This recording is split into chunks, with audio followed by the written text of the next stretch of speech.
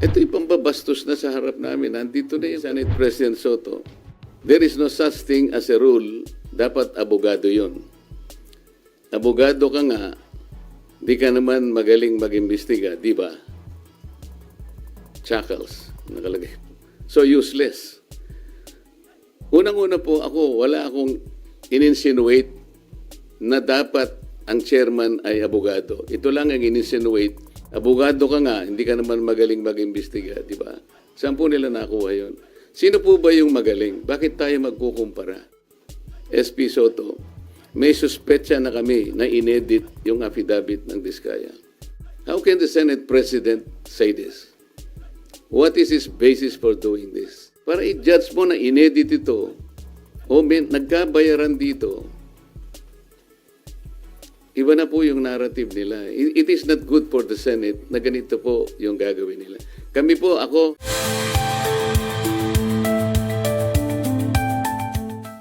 Halos 3 investigations lang yung ating natapos at nagkaroon na nga ng development at yun naman ay alam na ninyo. Ngayon dahil nga dun sa mga pangyayari na yan, meron akong gustong mga issue na dapat ituwid. Gusto kong unahin yung tungkol dun sa punta nung Bryce Hernandez sa custodial investigation sa Camp Crame. Sapagkat kung alam naman ninyo, yun ay na-cite natin in contempt dahil nga sa tahasang pagsisinungaling niya, harap-harapan, ipinakikita na namin sa kanya mga dokumento, pati nga yung ginagamit niyang mga peking IDs na inisyo ng LTO. Pero ganun pa rin ang pagkakatanggi-tanggi niya. Napilitan kami na i-contempt siya at nailagay nga sa custody ng ating Sergeant at Arms. Kalaunan po nung ako po ay mapalitan na bilang chairman ng Blue Ribbon Committee, ay bigla nga pong hiniram yata si Bryce Hernandez ng ating House of Representatives. Ngunit nalaman ko na hindi naman siya ibinalik sa dating legal custody na dito nga sa ating Senado. Ang tinatanong ko po sa ating Senate President, naging kondisyon naman ang pagpapahiram niya yung madalian at ligtas na pagbabalik kay Bryce Hernandez pagkatapos ng hearing. So tinatanong ko lang naman po siya, bakit naman nanatili siya sa custodial center ng Camp Crame? Ang sagot po niya, alam na rin po ninyo, yun ay request ng Speaker ng House of Representatives. Na sa tingin po namin ay hindi naman yata tama sapagkat ang legal custody nga ay sa Senate. Ang sabi ko ay mukhang may sablay doon sapagkat muna yung kondisyon na ibinigay mo hindi tinupad. Pangalawa, kapag yun ay pinanatili mo sa Quezon City, sangayon na rin sa kanyang declaration, natatakot siya na pag ibinalik siya sa Senado, manganganib ang buhay niya. Parang binibigyan natin ng credence. Parang pinaniwalaan natin siya. Sa mga tweet, pagka siya'y nagsasalita rito sa Senado, parang hindi siya pinaniniwalaan. Pag nagsalita siya sa House of Representatives, tiwalang-tiwala ang kanyang sinasabi, puro totoo. Samantalang, puro sa kasinungalingan din naman ang kanyang sinabi. At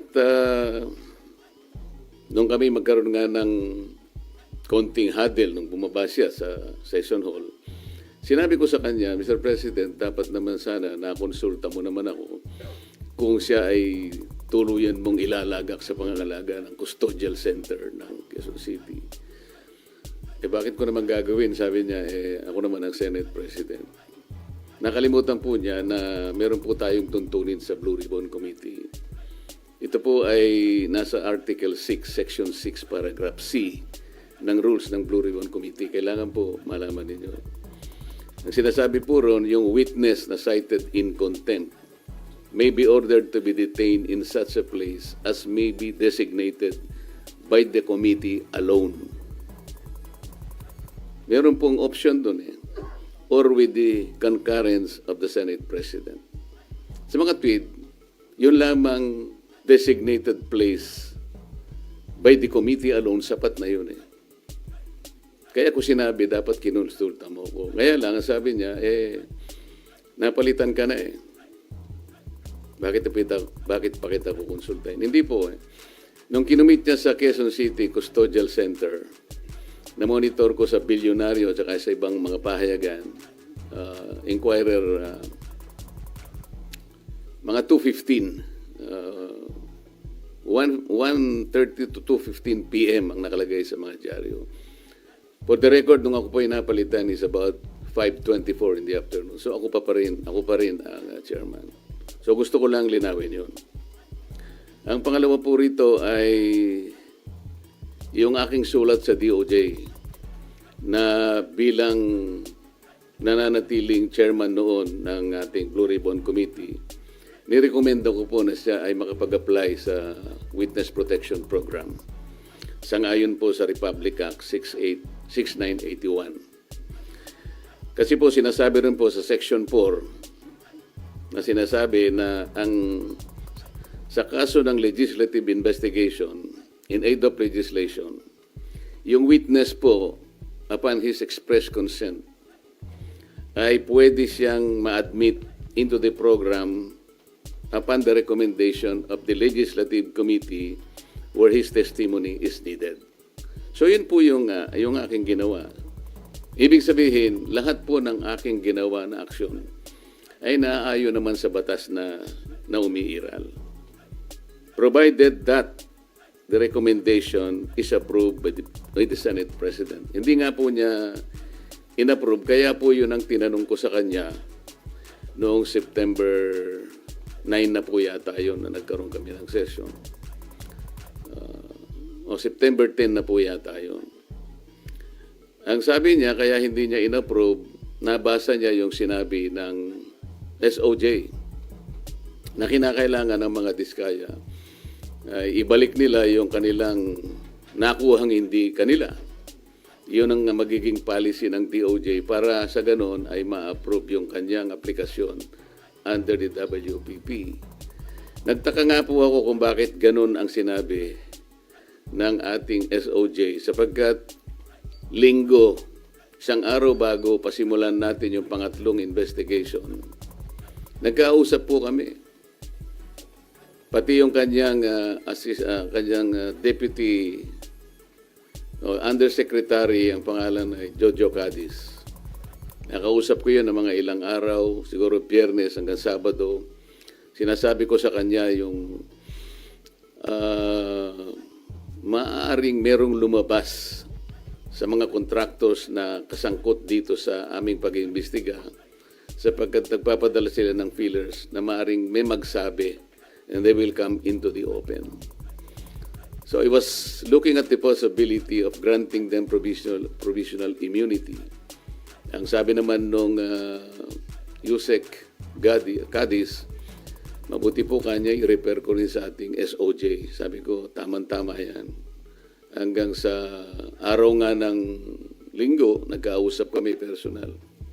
At tahasan niyang sinabi sa akin, pwede yan, sabi niya sa akin. Alam niyo naman, si Secretary Boying Rimulya, matalikong kaibigan yan, matagal kami nagsama sa House of Representatives. So pinanghawakan ko yung kanyang sinabi sa akin. Alam mo naman kanya, ang Senado ay kabatakan natin yan, lalong-lalo na sinusulong natin yung Whistleblowers Act. Sige, kanya, panindigan natin yan. So matibay po yung aking paniwala, malakas ang aking loob, kaya sumulat nga ako at inirekomenda ko nga na siya mapa sa ilalim. Itong mag-asawang diskaya sa Witness Protection Program. So ako'y nalulungkot kung bakit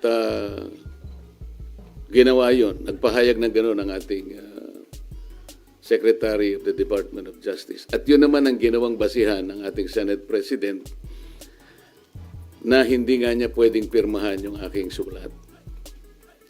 Alam po ninyo, sa tamang pagkakataon, I'm going to confront the Secretary of Justice kung bakit niya sinabi yun. Sapagkat malinaw naman po sa batas. Ano po, kung titingnan po ninyo yung Section 3 isama na po ninyo yung Section 10 ng Republic Act 6981. Maliwanag po doon kung ano-ano ang mga requirements na kakailanganin para mapasa ilalim ng Witness Protection Program ang isang witness na nag-apply. Hindi po kasama doon yung restitution na kanyang binabanggit na magbabalik ka pa ng kung ano-ano sa gobyerno. Unang-una po, nasa pag-iimbestiga pa lang po tayo eh. Kanino kukunin at paano i-determine yung halaga na ibabalik ng mga diskaya kung sakasakali? Wala po sa tuntunin ng batas. Ang ilan po sa mga requirements kung bakit ka magkukwalify sa witness protection. Yun pong offense na kung saan kakailanganin ng testimony is a grave felony. Ito po kasi ay naharap nila dito kung sakasakali ay plunder. So grave po yun eh. Yung testimony po ay substantially corroborated in its material points. Sinasabi ng mga diskaya, meron po kaming dokumento eh. Dapat sana tuntunin nila. Meron po kaming mga ledger. Hindi naman nila hinahanap kung nasaan ang mga ledgers. Dapat yun ang tanongin nila sa mga diskaya. Ang miyembro niya, siya o ang miyembro ng pamilya up to the second civil degree by consanguinity or affinity ay nasa threats, tinatakot. Maaari silang mamatay.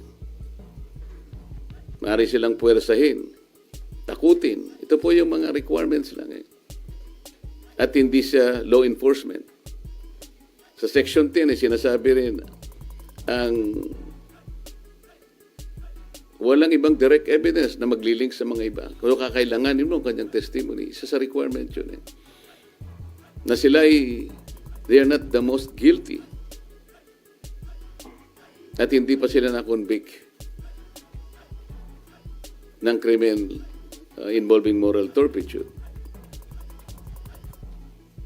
So makikita po ninyo rito, yung restitution na sinasabi ng Secretary of Justice, na yun naman ang pinagbasihan ng Senate President, hindi po kasama sa requirements para lang ikaw ay makapag-apply under the Witness Protection Program. Bakit po bumaligtad ang Secretary of Justice? Ngayon po sinasabi ni Senate President, nagmamadali daw po ako na mabigyan sila ng Witness Protection Program. Yun po yung sinasabi ng batas eh. Pag hiningi nila with their consent, sapagkat nanganganib ang buhay niya, hindi ka magmamadali. Ilalagay ko po ba sa kamay ko ang kaligtasan ng mag-asawa na yun?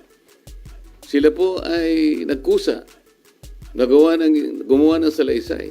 At kung malalagay ang kanilang buhay sa alanganin, sa peligro, sa kamatayan, hindi ko hihintayin na dumating yun. Gagawin ko yung katungkulan ko sa ilalim ng batas. Kung sinasabi nila nagmamadali ako, maaaring nagmamadali ako sapagkat yun ang kailangan para sila'y mailigtas. Sir, kaya nyo ba siya ini-apply sa protection program? Sa tingin nyo ba, nagsasabi ng totoo yung mag-asawang diskaya? Kasi may mga observation na parang selective ang kanya lang pinangalanan yung samantalang year 2016 pa, as early as 2016, nag-DDPWH projects na sila, pero parang wala siyang pinangalanan doon sa Yung tanong mo kung pinaniwalaan ko, sinabi. Kaya that's beside the point eh. It's not for me to render judgment doon sa kanyang sworn statement. Yun ang kanyang sworn statement. At sinabi niya roon na nanganganib po yung buhay ko namin dahil sa lumabas po kami na ganito. At bukod doon, bago siya gumawa ng isang sworn statement, minabuti ko para masiguro ko na talagang voluntaryo ang kanyang gagawin. Sabi ko sa emissary niya, pasulatin mo siya sa akin kahit na handwritten note na talagang voluntaryo niyang gagawin at kung bakit niya gagawin yun. Nasatisfy ako doon sa kanyang sulat. Kaya sabi ko, sige, sabihin niyo sa kanila, gumawa sila ng sworn statement. Hindi para sa akin na i-judge yung sworn statement. Ito will form part of the proceedings na pagdating ng araw, ito ay gagamitin po ng korte. Mahaba pong proseso ito eh. The Senate President already rendered judgment doon sa sworn statement. Dapat hindi po ganun eh. Wala po kaming karapatan husgahan ang sworn statement ng isang taong gustong magpahayag ng kanilang saloobin. May kinalaman sa pag-iimbestiga nito. Pero sir, yung decision nyo na gawin siyang state Hiningi witness, po niya yun. At nasa batas po na kinakailangang ibigay sapagkat nanganganib nga yung buhay niya sang-ayon sa kanilang pahay. Nakikita ko rin po, sa tahanan nila, pinagbababato sila. Ano po ang Nakonsulta- gagawin ng isang chairman ng Blue Ribbon Committee? Sir, nakonsulta daw po ba yung mga miyembro ng Blue Ribbon o yun ay sariling decision nyo, sir? Paano kung kukonsultahin? Hindi ko nga alam kung maglalabas sila ng sworn statement. Nung ibigay nila sa akin yon, gabi ng linggo, nung makuha ko yung in a sealed envelope, wala na akong pagkakataon na bigyan ko ng kopya ang aking mga kasama. So dahil magsisimula ng alas 9, doon ko inihayag yung sworn statement.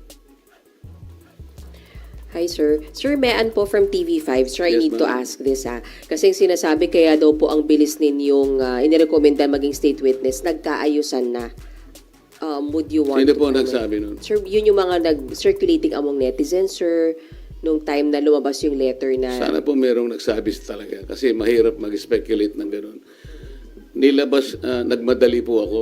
Ako po, sinasabi ko sa inyo ang katwiran ng dapat magmadali. Yun po yung yun po yung sinasabi ng batas. Binasi ko po sa batas lahat ang aking ginawa. At hiningi po nila at sa aking palagay po ay nanganganib nga sila sapagkat marami silang binanggit na mga pangalan at nakikita ko rin naman kung anong ginagawa ng mga tao sa kanilang sariling tahanan. Hindi po ako pwedeng magbakasakali. Ayokong ilagay sa kamay ko yung kaligtasan nila. Kung hindi ko po ginawa, ako po ang nasisi. Baka iba po ang tanong nyo sa akin ngayong umagang ito. Sir, since malinaw at matibay po pala yung sandigan kung bakit nyo ginawa ito, would you seek audience with Senator Ping as the new Blue Ribbon Chair para po makiusap or paliwanag sa kanya ba't kailangan maging state witness yung Discayas? Alam ko po, alam niya ang tuntunin ng ating mga batas. Iyon po ay sinasaalang-alang ng batas. Hindi po ako naniniwala na hindi nila alam. Babasahin lang po nila yung Republic Act 6981. Nandun po yung mga provision. Sino-sino ang pwedeng mag-apply. Ang requirements po, sila po ba ay covered ng mga requirements? Sila po ba ay pasok do sa mga requirements? Alam po nila kung papasok o hindi. Hindi ko na kailangang makipag-usap. Kung kinakailangan, bakit hindi? Ngunit, baka mamaya sinasabi nila, may pinagtatanggol na naman ako. Ang dapat po niyong mapansin ay ganito. Bakit po nila ginadjudge yung sworn statement? Wala pong sino sa amin na pwedeng mag-judge. Not even the Senate President. Ako nga pwede akong magsabi na baka siya yung may pagkukulang ba't niya ginadjudge. Sapagkat alam ko yung mga diskaya, kalaban ng pamangkin niya sa politika. Meron akong babanggitin sa inyo na mga ibang pangungusap na ginawa niya na kailangan po nating linawin din. Kaya ito ang dahilan kung bakit ko kayo pinatawag sa isang press con. Ito po mula sa ANC Head Start. Interview ni Ms. Karen Davila about the Blue Ribbon Chairman being a lawyer. Sabi po ni Senate President Soto, there is no such thing as a rule, dapat abogado yon. Abogado ka nga, di ka naman magaling mag-imbestiga, di ba? Chuckles, nakalagay. So useless. Unang-una po ako, wala akong in-insinuate na dapat ang chairman ay abogado. Ito lang ang in-insinuate noong isang babaeng hanggang ngayon hindi makamove on kung bakit ako nanalong senador. Alam na po rin niyo yun. Pinipilit po ba nila sinabi ko ito? Hindi ko po sinabi ito. Pero sila nga po ang may pasaring rito eh. Abogado ka nga, hindi ka naman magaling mag-imbestiga, di ba? Saan po nila nakuha yun? Sino po ba yung magaling? Bakit tayo magkukumpara? Ito pa po sinabi niya, September 10, 2025, sa totoo lang, 1PH, Job Francisco, Chicky Vergel, Cheryl Cosim, SP Soto, may suspetsa na kami na inedit yung affidavit ng Diskaya. How can the Senate President say this? What is his basis for doing this? This is a serious charge. Sino po ang nag-edit? Ako po ba pinatutungkulan niya?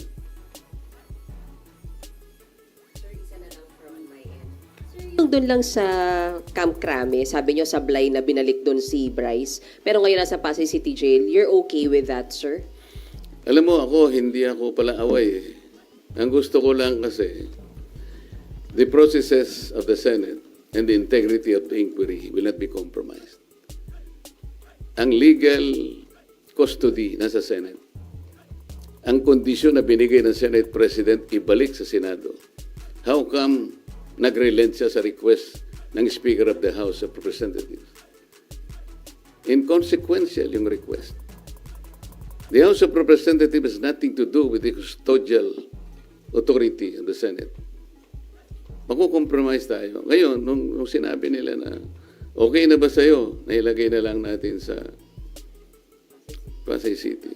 Para sa akin, okay na rin.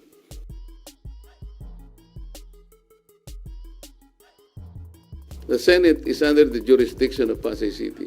Para lang ma-preserve natin, the semblance of authority of the Senate cannot be compromised in any manner. Yun lang ang point eh. Ang dami po nilang sinasabi rito eh. Very debut, September 14, 2025, via Twitter. Wala pang hearing ang Blue Ribbon. Ano ba nangyari? Malalaman natin sa Blue Ribbon kay Senator Lacson, meron siyang investigasyong ginagawa tungkol dyan.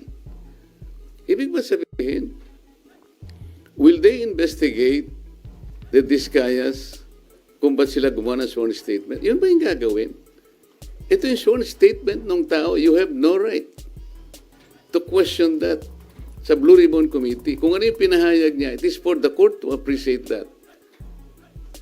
Pagdating ng tamang panahon. Pero para i-judge mo ito, para i-judge mo na inedit ito, o nagkabayaran dito,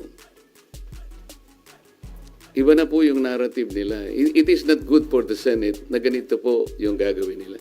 Kami po, hindi ako nakikipagkumpara kung sino yung magaling. Kung sino yung gagawa ng tama, yun po yung tama, yun po yung dapat nating gawin. Kahit kailan, hindi po ako nakipagkompetensya kung pag-uusapan yung pagganap ng tungkulin bilang isang senador. Ang Blue Ribbon, wala na hong obligasyon na i-verify yung veracity ng sworn statement ng isang testigo. Kasi di ba binibet po yun bago para tanggapin or hindi? Kasi pwede magamit ang Blue Ribbon kung nagsisinungaling po yung witness. It is for the court to appreciate that. Kami po, kung ano yung binigay nila, tatanggapin po namin yun. Yun po yung risk nila. Ang usapan dyan, kaya mo ilalabas yan, yan ang totoo. Yan ay yung sarili mong, voluntaryo mong ginawa. Sila lang ang makakapagpasya nun. At pagdating po ng panahon, nakakailanganin lahat ang pag-iimbestiga niyan. Sa tamang panahon, ang korte lang po magbe-verify yan. Haharap sila sa korte. Ang korte po ang makapagpapatunay. In the final analysis, the court will be able to determine kung tama o hindi yung kanyang sworn statement. Marami pong paraan para yun po ay malaman natin. Pero hindi po ang Blue Ribbon, kasi po ang Blue Ribbon, kung titignan po niyo yung tamang direksyon niya, in aid of legislation lang po ito eh. Pagdating ng araw, yan pong mga prosecutorial actions na yan, sa korte na po lahat pupunta yan. Kung makukumpleto po yung committee report, lahat po yan papunta na po sa prosecution at finally to the courts of law. Sir, kahit in aid of legislation, hindi ba may obligation kayo na alamin yung kung totoo lang, kumbaga yung mga sinasabi ng mga witness? Diba? Paano po namin, paano ko alamin? Sasabihin ko sa kanya, mali itong ginawa mo. Kami nga ang naging courage sa kanila para lang tulungan ng Estado, para tulungan ng gobyerno. Kung ano po yung nalalaman ninyo, kasi hindi namin lahat magagawa ito. Kaya nga mayroong witness protection program. Sa akala nyo ba, mayroong magsasabi kung sinong mga senador at sinong mga congressmen ang sangkot dito kung wala kang gagamitin under the witness protection program? Sir, So, sir, paano yung in aid of legislation kung makakuha kayo ng informasyon na mali naman pala? Ang in aid of legislation po, ang tinitingnan namin, yung sum total po ng pagsasabi nila at pagdedeklara nila before the committee. Halimbawa po ngayon, para ipakita ko lang sa inyo, ano na po ang naisip naming legislative measures. Sa 3 hearings po na nagawa ng Blue Ribbon Committee, halos 14 na po na legislative measures ang aming naiisip na i-propose. Unang-una, amendment to the Procurement Law, Republic Act 9184 as amended by Republic Act 12009. Ano po ang gagawin doon?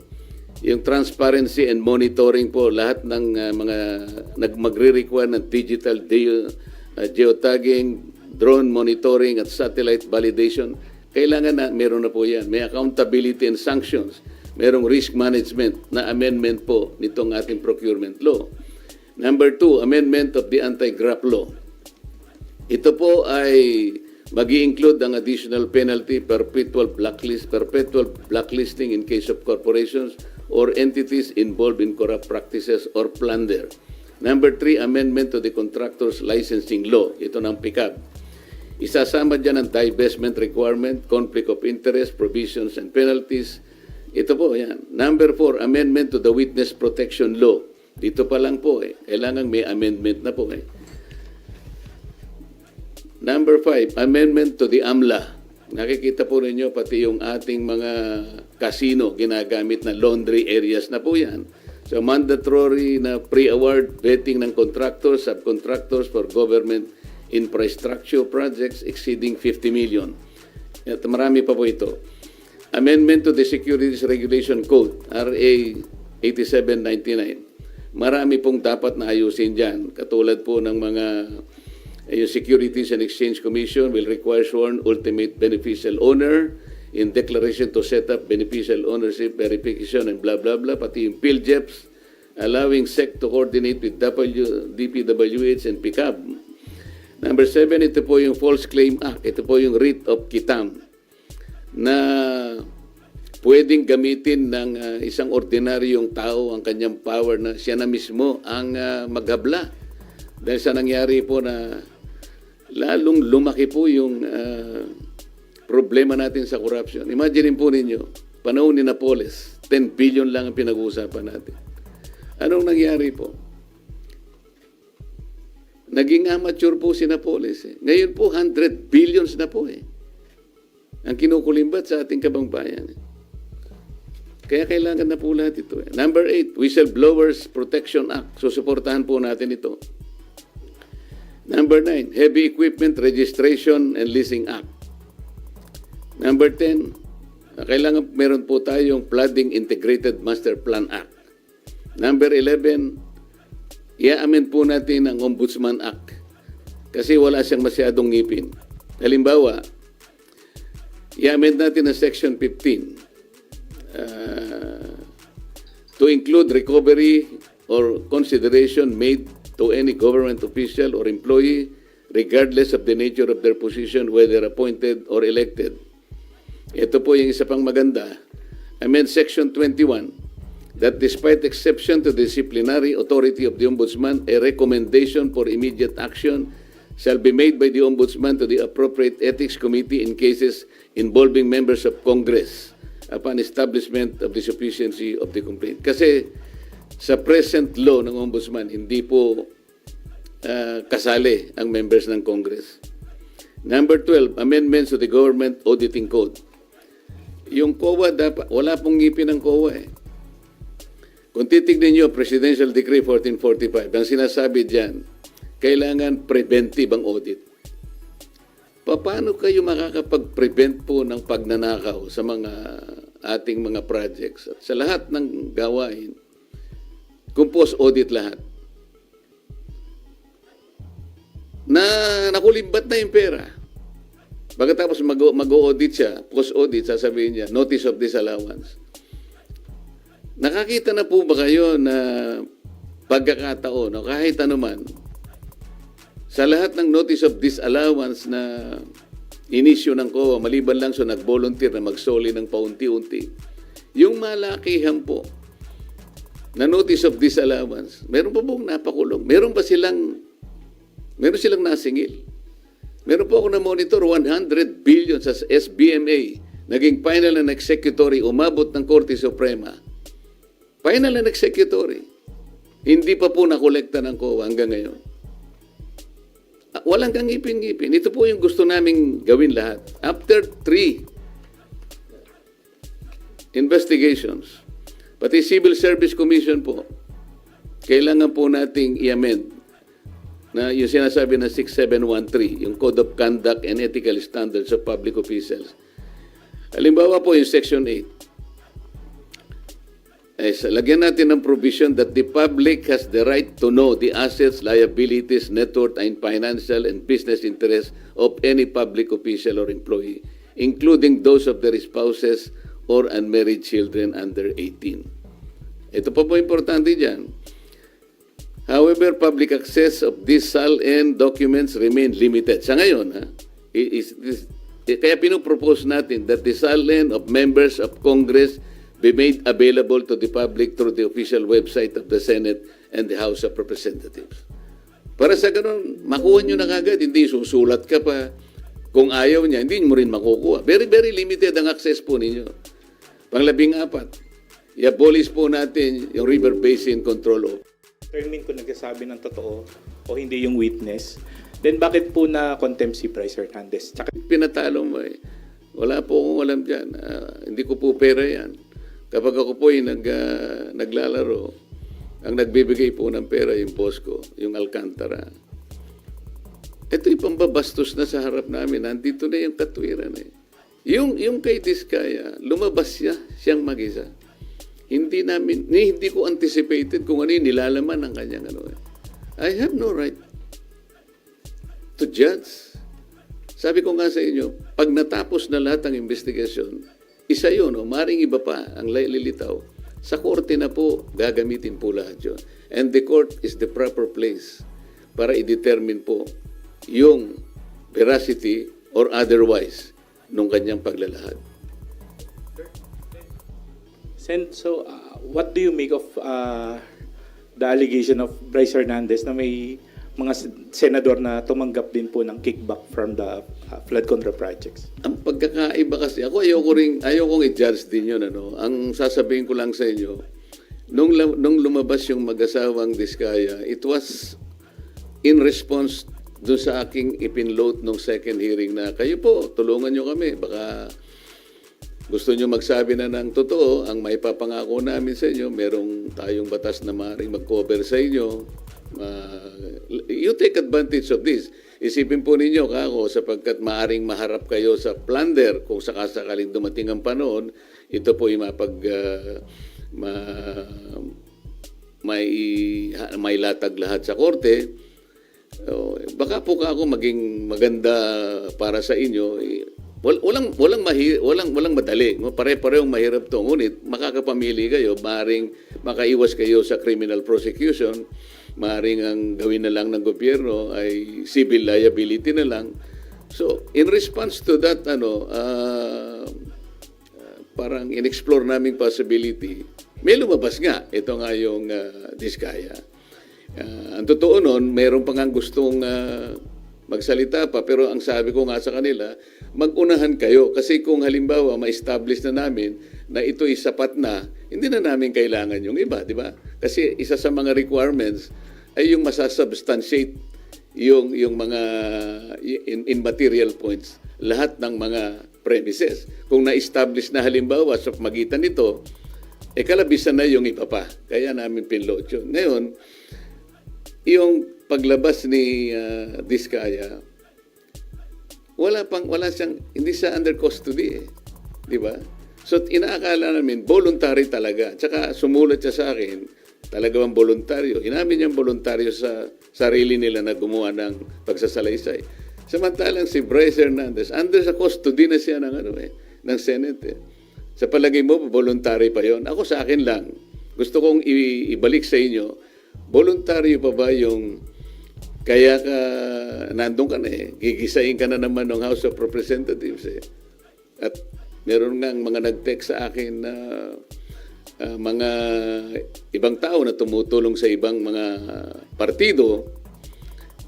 Meron daw mga congressman doon na nagsabi o nagsasuggest, maglaglag ka na rin ng mga senador para hindi kayo makontempt. So, malalagay sila sa pressure eh.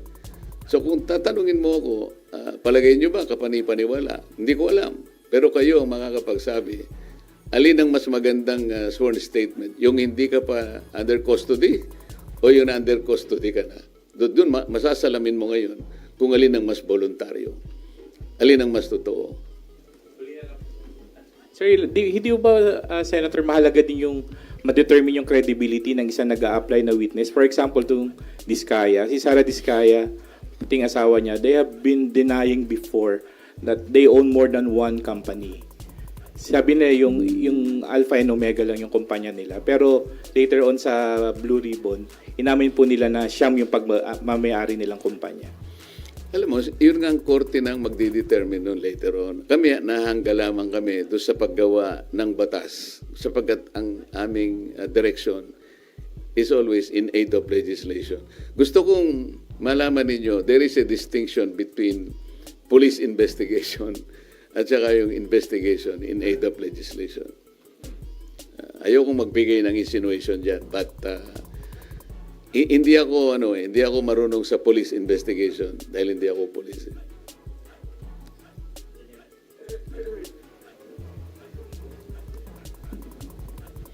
Hi sir, Daniel po from PTV4.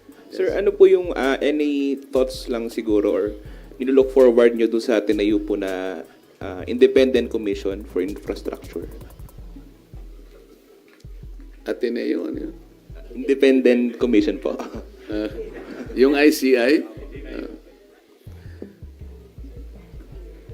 wala naman akong,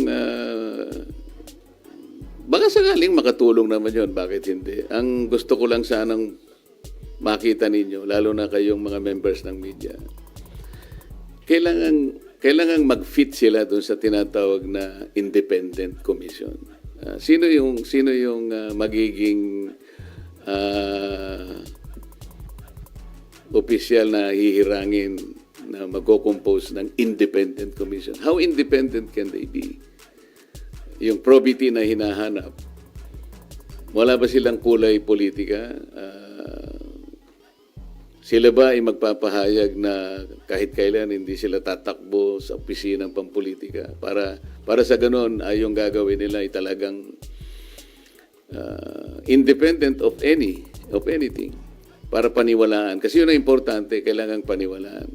Pagkatapos, are they competent na makita ito? Gaano katagal? Kasi ang pinag-uusapan natin, kailangan matigil na kagad ito. Kung ang pag-uusapan natin ay yung ilang taon pa atras, baka mamaya makonsume na tayo lahat. Hindi ba dapat merong immediate na gagawin dito?